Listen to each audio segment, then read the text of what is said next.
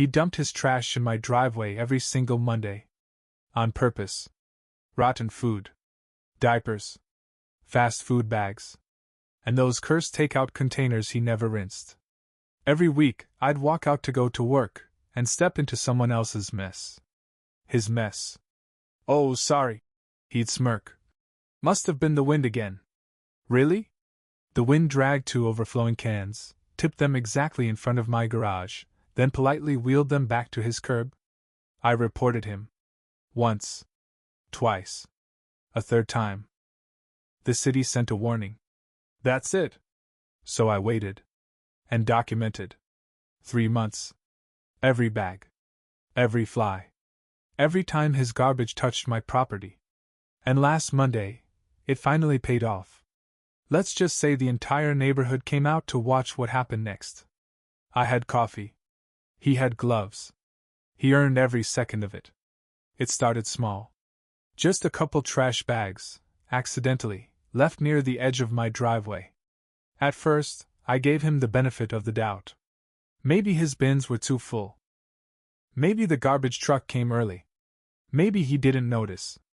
I picked them up. Tossed them back in his bin. Didn't say anything. Next week, it was 3 bags. One of them was ripped. Coffee grounds, eggshells, and something that smelled suspiciously like cat puke oozing out onto my concrete. I knocked on his door. "Hey, I think some of your trash ended up on my driveway again." He didn't even pretend to be surprised. "Crazy wind lately, huh?" He gave me this smug half-smile like I just told him a joke. Guess the city should do something about that. Then he closed the door. No apology. No effort to clean it. The third week? The entire bin was there. Rolled right up next to my garage, lid cracked open like a rotten clam. The stench hit me before I even stepped outside. This time, I didn't knock. I dragged the bin back, took a photo, and submitted a complaint to the city's sanitation department. You know what they did? They emailed me a generic response. Said they'd look into it. Spoiler, they didn't. That's when I realized this wasn't random. It wasn't the wind.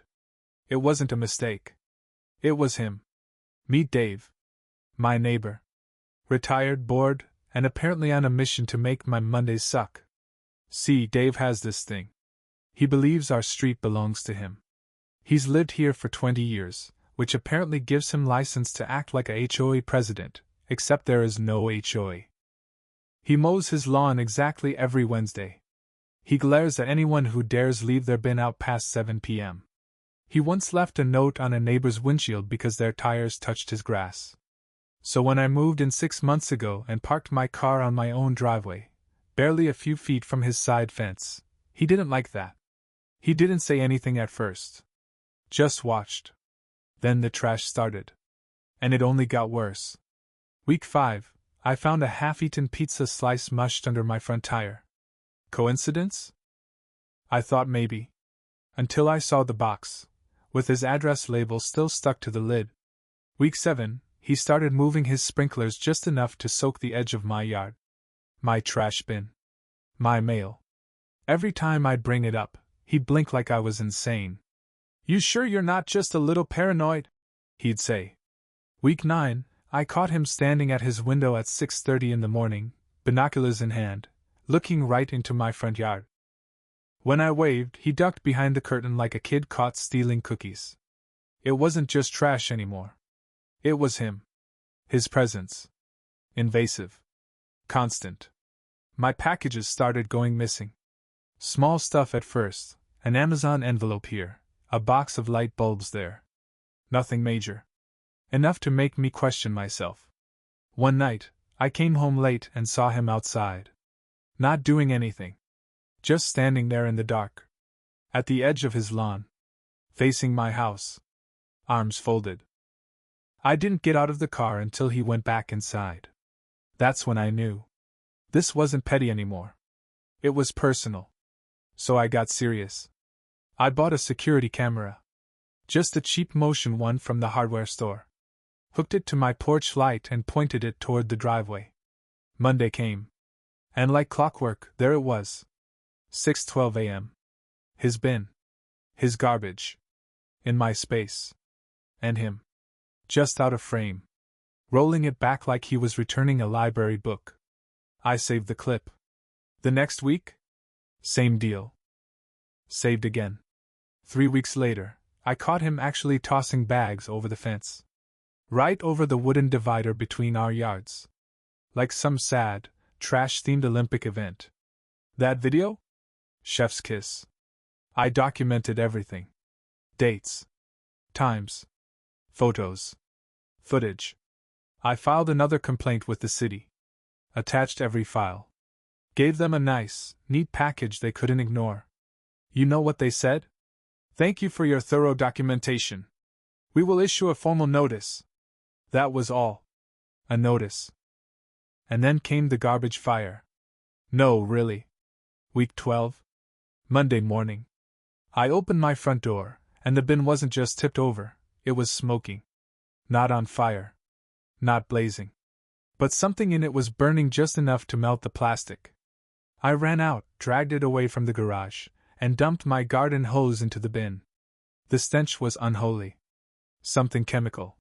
Something deliberate. He came out onto his porch. Looks like you had a little accident, he said. Like he was admiring it. You know this is illegal, right? I said. You can't keep doing this. Prove it. Then he smiled. And right then I knew, he wanted me to snap.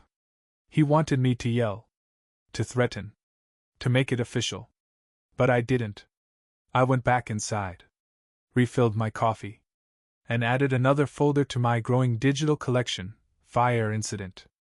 Because now it wasn't just about trash. It was about him thinking he could get away with it. After the fire incident, something in me switched. I stopped hoping it would get better. I stopped waiting for the city to do something. I just started watching. Dave didn't slow down. He ramped up.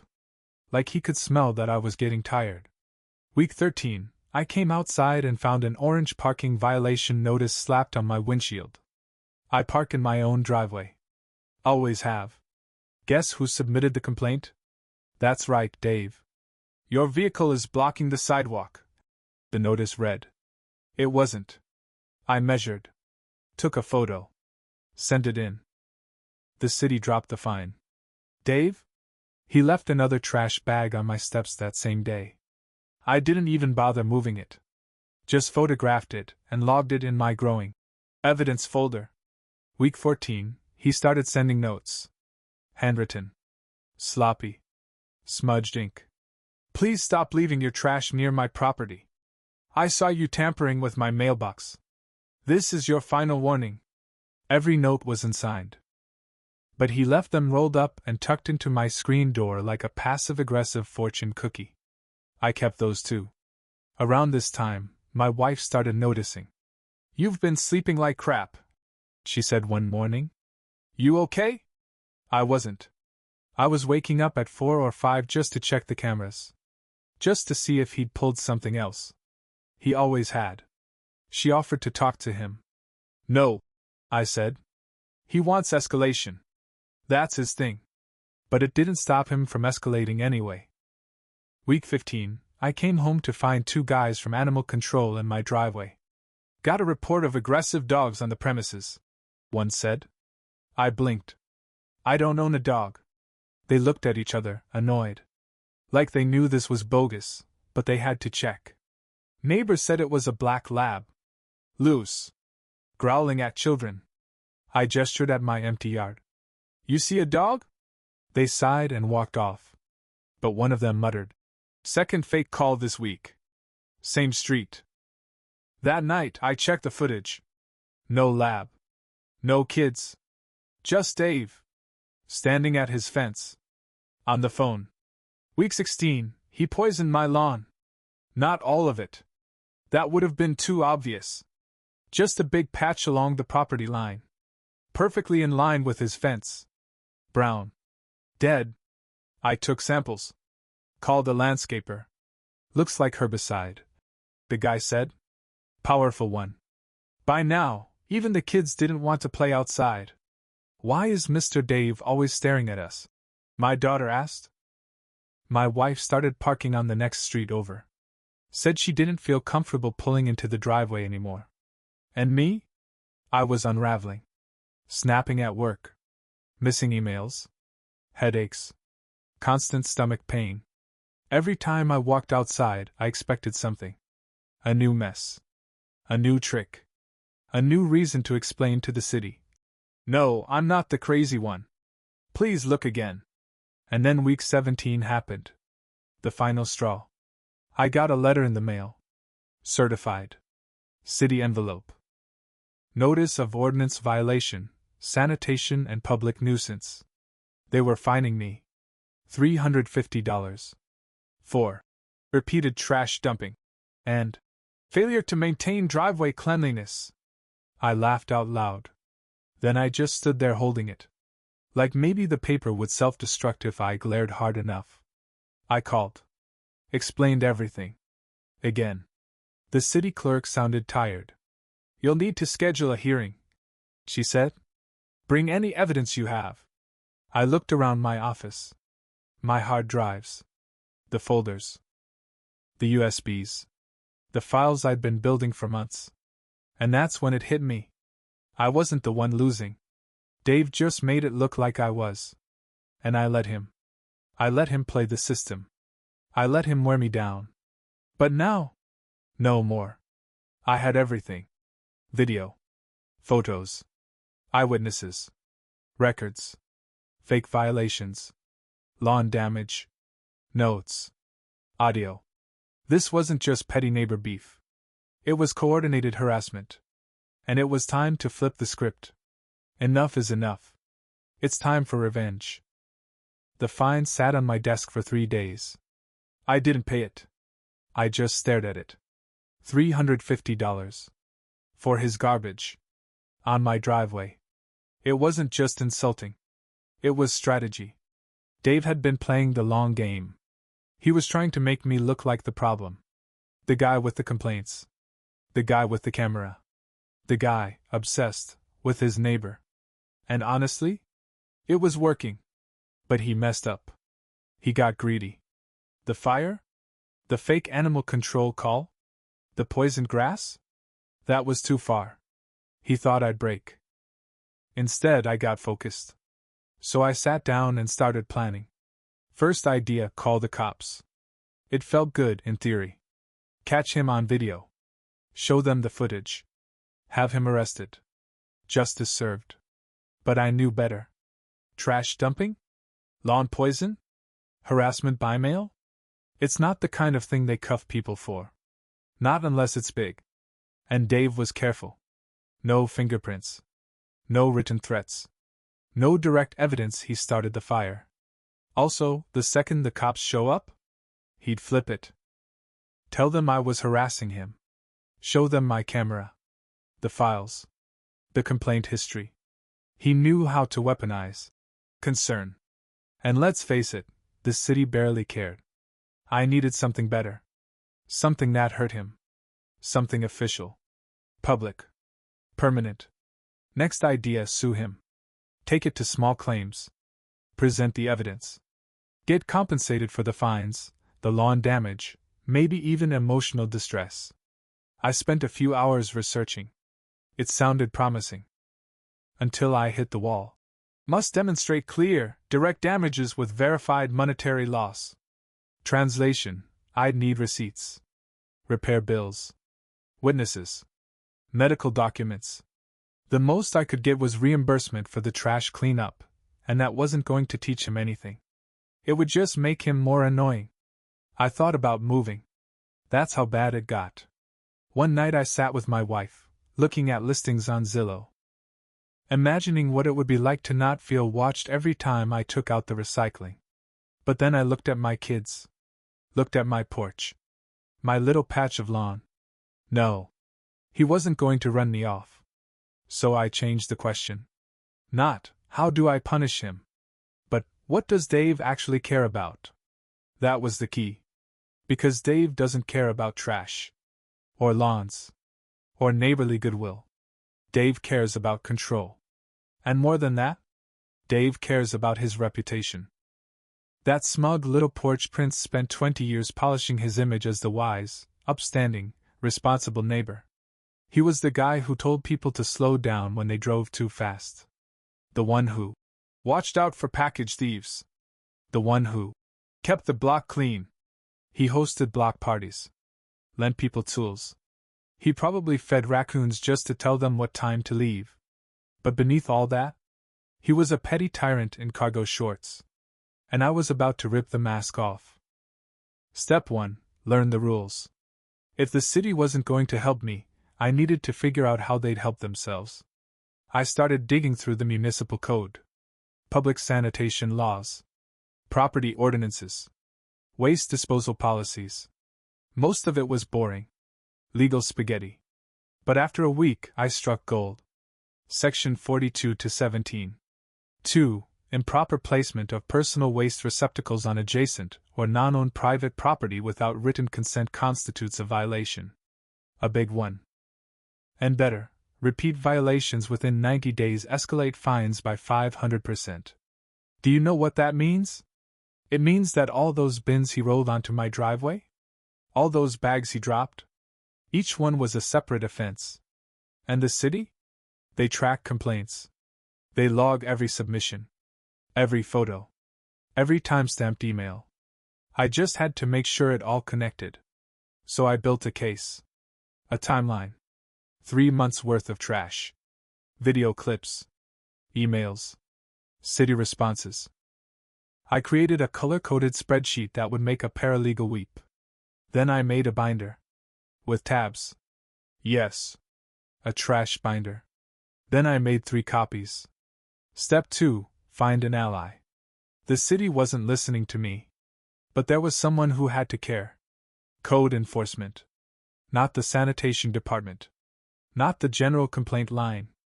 I found the name of the supervisor for the local district. Her name was Jessica. I didn't call her. I showed up. In person. I dressed like I was going to a job interview. Binder in hand. Calm voice. No drama. Hi, I said.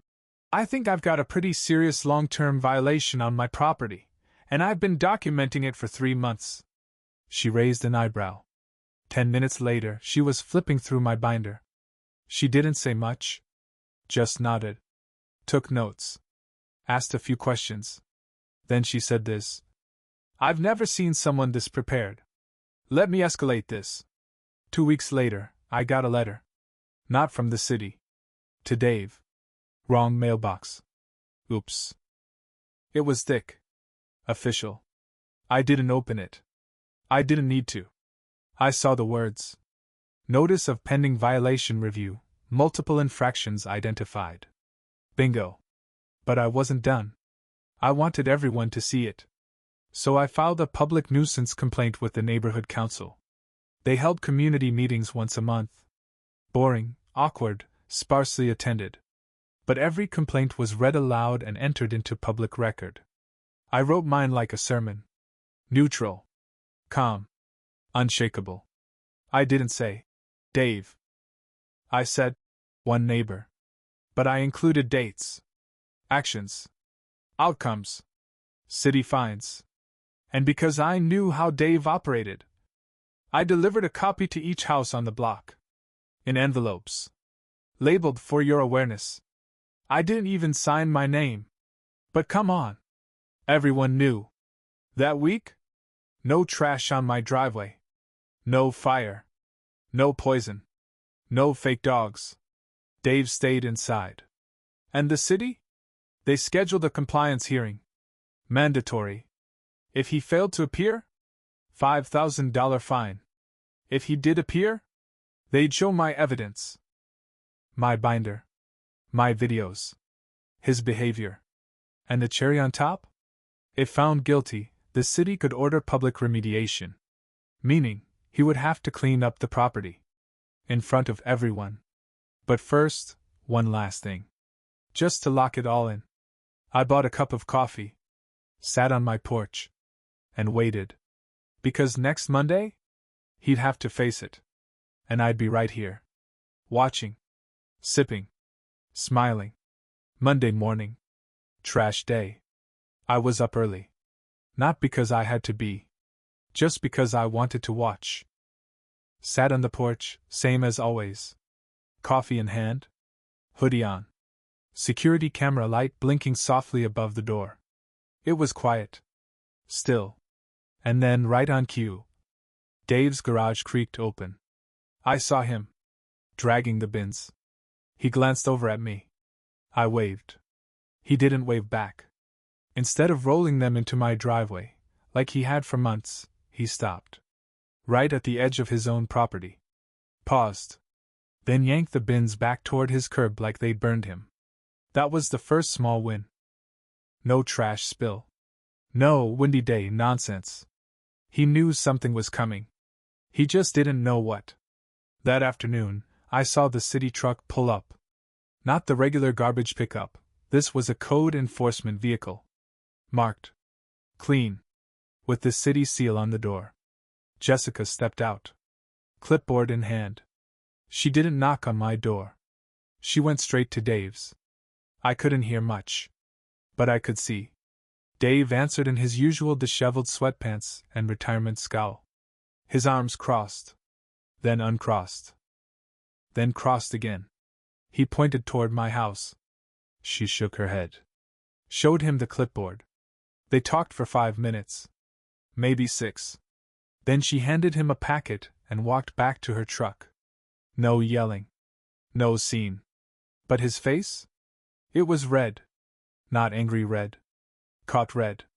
The next few days were tense. No trash. No notes. No glares. Dave didn't come out. Didn't water his lawn. Didn't do his usual sidewalk patrol. At first, I thought maybe it was over. That maybe just the threat of consequences was enough. But then, Thursday night. I got home from work late. Pulled into the driveway. Saw it immediately. A dead squirrel. Right in the middle of my porch steps. Not squashed. Not random roadkill. Placed. Like a gift. Or a message. I checked the camera footage. 3:14 a.m. The feed cut out. Briefly. Static. When it came back, the squirrel was there. He jammed the camera somehow. Maybe with a laser pointer or signal jammer. It didn't matter. I had enough. I filed another report. This time, I included a copy of the footage interruption. Timestamped. Jessica called me personally the next morning. This is starting to look like retaliation, she said. I didn't say anything. I just sent her the binder. Updated. With a new tab, Dead Wildlife, Possible Intimidation. Friday. The hearing. Dave didn't know I'd be there. I had no reason to be, technically. It was his hearing. His violations. But the city allowed concerned parties to attend. So I sat in the back of that room, tie on, hair comb, binder on my lap. When he walked in and saw me, you could feel the heat rise in his face. He looked like someone had kicked over his lawn chair and spit in his lemonade. He sat. Huffed. Crossed his arms. Jessica stood and presented the case. Calm. Methodical. She laid out the timeline. The video. The complaints. The citations. The escalation. She even played a few clips. Garbage rolling onto my driveway. Trash bags being tossed over fences. Dave tried to interrupt. That's not mine. They told him to wait. He didn't. Someone else must have done that. This is harassment. Jessica turned to him. The footage shows you, Mr. Delaney. Multiple angles. Repeated incidents. Over 3 months. He sputtered. Those videos are probably fake. Jessica raised an eyebrow. From 5 separate dates? Silence. They didn't give a verdict right there. They said they'd deliberate. But we both knew. Dave stormed out of the room before they finished. Didn't even look at me. I stayed seated. Didn't smile. Didn't gloat. I just closed my binder. Saturday morning. 8:03 a.m. A knock at my door. I opened it to see Dave. Holding a trash bag. He looked like he hadn't slept. His face sagged. Eyes bloodshot. He held the bag out. "I think this belongs to you," he said. I blinked. "What?" He dropped the bag. It landed with a splat on my porch. Then he walked away. No smile. No smirk. Just silence. I didn't pick it up. I took a picture. Logged the incident. Sent it to Jessica.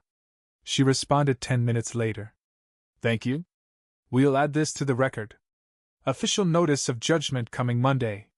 Sunday was quiet. Too quiet. I knew Dave wasn't done. People like him never quit. They simmer. They plan. He was up to something. I just didn't know what. But I'd be ready. I had the camera running. The binder updated. The city on speed dial. And come Monday, he'd get the letter. And I'd be right here. Watching. Waiting. With another cup of coffee. Monday. Judgment Day. I woke up early. Not out of anxiety, out of anticipation. You ever feel that eerie calm right before a thunderstorm hits? That's what this felt like. The air was heavy. Coffee brewed. Camera rolling. Porch chair ready. 8:26 a.m. The city vehicle pulled up again. Different this time. Not code enforcement. This one had a trailer hitched to the back. And two guys in safety vests stepped out. Dave was already outside. He must have been watching, too. He walked toward them, arms flailing, trying to get ahead of whatever they were about to say. I couldn't hear all the words, but I didn't need to. I saw the packet in their hands. The same one I had a copy of. Notice of judgment, $5,300 in fines. City-mandated sanitation remediation. They handed it to him. He stared at it like it was in a different language. "No, no, no," he muttered, shaking his head. "This is insane.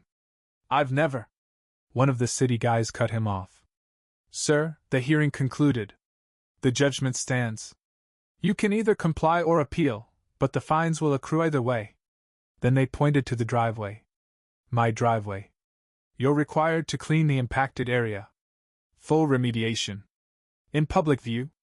Video evidence for city documentation." Dave turned to look at me. I raised my mug. Took a sip. Didn't say a word. They gave him gloves. A neon vest. And a long-handled trash picker. He looked like the world's angriest janitor. And they made him do all of it. Trash he'd dumped over 12 weeks ago. They brought it back. Yeah. I'm serious. The city pulled my footage and matched the contents of each complaint to his sanitation records. Fast food wrappers. Labeled Amazon boxes. A crushed can of creamed corn. It was all logged. And now it was his job to bag it up. Piece by piece. The best part? People came out to watch. It started with the Johnsons across the street. Lawn chairs. Orange juice. Matching robes. Then Mrs. Kim. Then the Gutierrez kids. Pretty soon half the block was out front, pretending to check the mail or water their hedges.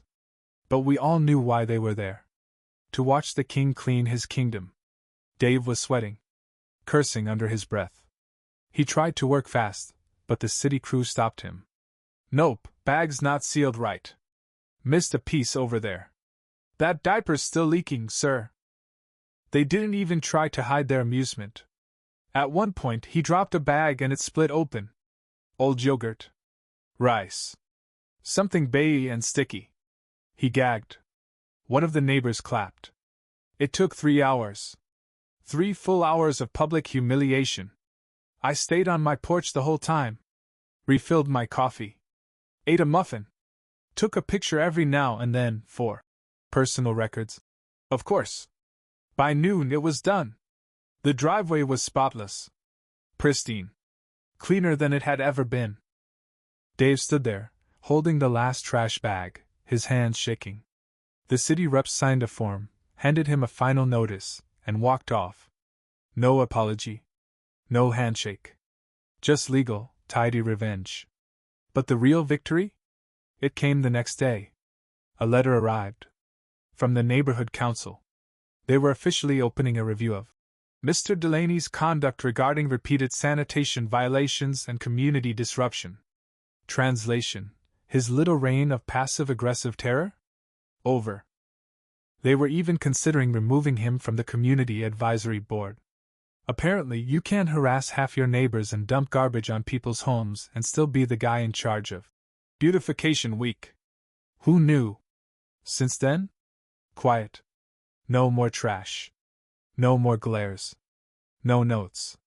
No fake violations. Dave doesn't even look at me when he walks to his mailbox now. Which, for the record, he does at night. In the dark. Wearing a hoodie. He used to do it shirtless at noon, waving to everyone like he was the mayor. Not anymore. It took 3 months of evidence. 2 city departments. 1 binder. And exactly 1 dead squirrel. But I won. No yelling. No threats. No escalation. Just strategy. Cold. Clean. Legal. I didn't just take my driveway back. I took his power. And now? Every Monday, I sit on the porch. Cup of coffee. Driveway clear. And peace like I haven't had in months. But there's one more thing I haven't told you yet. Because as much as Dave thought he was clever, he never saw what I did next. A month passed. Then 2. No more trash. No more notes. No dead squirrels. No fake violations. Dave disappeared from the sidewalk. From the porch. From the whole neighborhood, really. He stopped attending the community meetings. Someone else took his place on the advisory board. Mrs. Kim, actually. She brought cupcakes to the first meeting. Big improvement. Neighbors started talking again. I always thought something was off with that guy, Mr. Johnson said. We just didn't want to get involved. Someone else added. Funny how silence works like permission, until it doesn't. One Saturday morning, I was mowing the lawn. Dave came out to get his mail. Hoodie on. Sunglasses. No eye contact. We hadn't spoken since the cleanup. And we didn't that day either. But he paused. Just for a second. Like he was going to say something. Then he turned and went back inside. The door clicked. I haven't seen him since. We got a letter last week. Dave sold the house. Cash offer. Fast closing. Gone before fall. I didn't celebrate. Not really. I didn't gloat. Didn't blast music or throw a party. I just sat on the porch that next Monday, coffee in hand. Watched the garbage truck roll by. No bins in my driveway. No mess. Just quiet. Clean air. Normal. Looking back, it wasn't about trash. Not really. It was about control. He wanted to make me feel small. Like my peace depended on his permission. But when you show people they can't push you around anymore, when you stand your ground without losing your mind, something shifts. You take your power back. Not by yelling louder, but by knowing your rights. Keeping your receipts. Playing the long game. My wife sleeps better now. The kids draw chalk castles on the driveway without watching the fence. I smile more. I laugh again. I don't check the camera every morning. Sometimes I forget it's even there. Which, in a way, is the real win. Sometimes justice isn't loud. It's quiet. Like a driveway free of garbage. Or a porch that finally feels like yours. But I did keep the binder. Labeled it Operation Sanitation. Filed it under Personal Projects. Just in case. Because you never know who's moving in next.